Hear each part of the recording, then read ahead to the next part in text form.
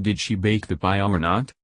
It's a question only White House Press Secretary Sarah Huckabee Sanders can answer. It's also a sign of where our polarizing politics have taken us in 2017. In a year when questions about possible Russian collusion, voter fraud and the legitimacy of a proposed travel ban have clouded President Trump's administration, the political discourse is now, briefly, centered on a holiday culinary ritual. On Thursday, Sanders tweeted a photo of a chocolate pecan pie with a brief message, "I don't cook much these days, but managed this chocolate pecan pie for Thanksgiving at the family farm." And this is where the controversy began. Sanders' pie was pictured against a white background, and Twitter users, many partisans on the left, but also a journalist, wanted to see the pie in a more realistic setting. In Sanders' kitchen, perhaps, or at her dinner table. April D. Ryan, Washington bureau chief for American Urban Radio Networks, skeptically tweeted, "Show it to us on a table." The tweet led to the hashtag #Hashgate trending on Twitter for several hours Thursday and Friday.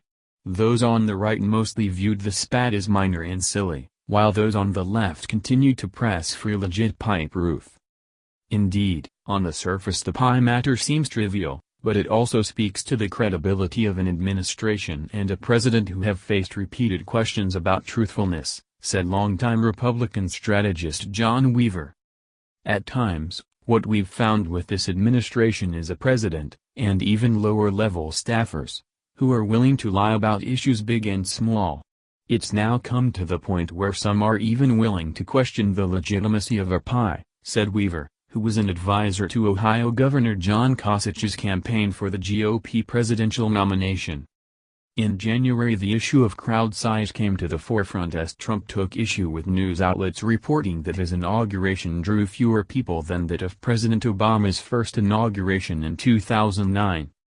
Side-by-side aerial photos of both events clearly showed more people on the National Mall in 2009. The observation was also backed up by data on Washington train ridership the mornings of both inaugurations. There were 193,000 riders this year, compared with 513,000 in 2009, according to the Washington Metropolitan Area Transit Authority.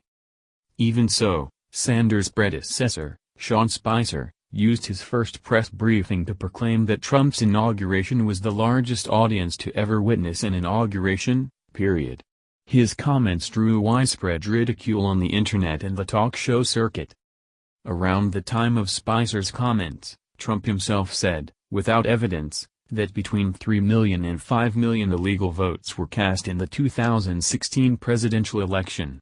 Although Trump won the Electoral College, he lost the popular vote to Hillary Clinton by nearly 3 million votes. Trump's comments were castigated by election officials on both sides of the aisle, who questioned the validity of his allegations. Nationwide studies have consistently shown that voter fraud is almost non-existent. Still, Trump has formed a voter fraud commission to explore the issue. When the administration is not truthful, it causes concern, Weaver said. When there is a crisis, can the American people believe the Trump administration? I think some will pause, and they've been given reason to pause. Prominent Republicans on Capitol Hill have also questioned Trump's truthfulness.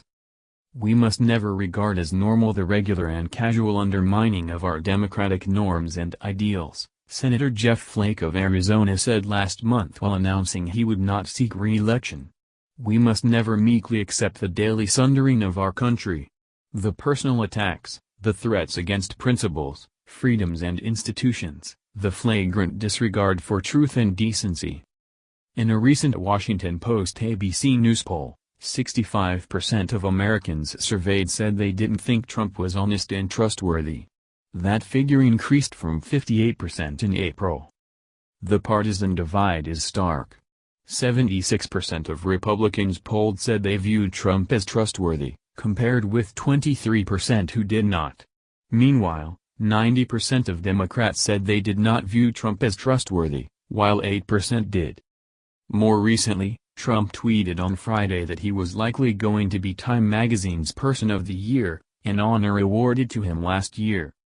Time magazine called to say that I was probably going to be named Man, Person, of the year, like last year, but I would have to agree to an interview and a major photo shoot. I said probably is no good and took a pass.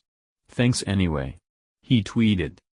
Trump has, in the past, falsely said he holds the record for Time magazine cover appearances. What did the magazine say about Trump's latest comment? The president is incorrect about how we choose Person of the Year, Time tweeted. Time does not comment on our choice until publication, which is December 6. As for Sanders, she had a response to Ryan, the journalist who asked to see the pie on the table. Sanders said she would bake Ryan a pie in the days ahead.